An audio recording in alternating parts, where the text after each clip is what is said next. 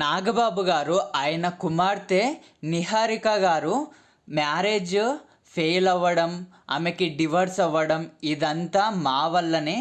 మేమే arrange marriage చేసాం, ఆ అరేంజ్ మ్యారేజ్ని పర్ఫెక్ట్గా జడ్జి చేయలేకపోయాం అండ్ ఇదే మా ఫాల్టే అనేసి అయితే అన్నారు. నాగబాబు వాళ్ళకి సంబంధం అయితే వచ్చిందంట.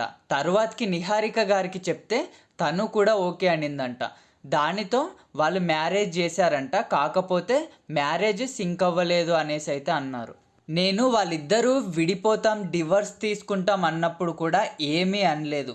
ఎందుకు అంటే వాళ్ళిద్దరూ కలిసి బతకడానికి ఇష్టం చూపట్లేరు, నేనెందుకు ఫోర్స్ చేయాలి అనేసి నేను కూడా ఏమీ చెప్పలేదు. వాళ్ళ డిసిజన్కి రెస్పెక్ట్ ఇచ్చి డివర్స్ తీసుకోవడానికి ఓకే అన్నాను అనేసి అయితే అన్నారు.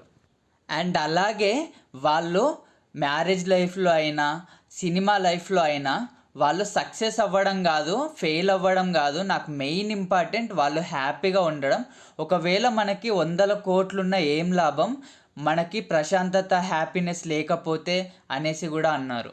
అంతేకాదు వరుణ్ తేజ్ లావణ్య త్రిపాఠిని లవ్ మ్యారేజ్ చేసుకుంటా అన్నప్పుడు నాగబాబు గారు ఒకే క్వశ్చన్ అడిగాడంట, నువ్వు ఈమెను మ్యారేజ్ చేసుకోవడం వల్ల హ్యాపీగా ఉంటావా అనేసి అడిగాడంట.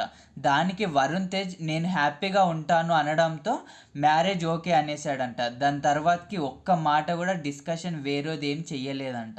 అండ్ అలాగే నిహారిక గారి మరో మ్యారేజ్ గురించి కూడా స్పందించారు. నిహారిక ప్రెజెంట్ అయితే మూవీస్లో ప్రొడక్షన్లో చాలా బిజీగా ఉంది. తను నిహారిక గారు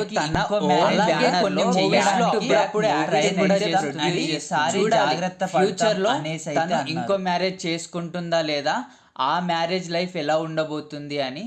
అండ్ మీకు నాగబాబు గారి ఒపీనియన్స్ మీద ఏమనిపించిందో కమెంట్ చేయండి. And thank you for watching.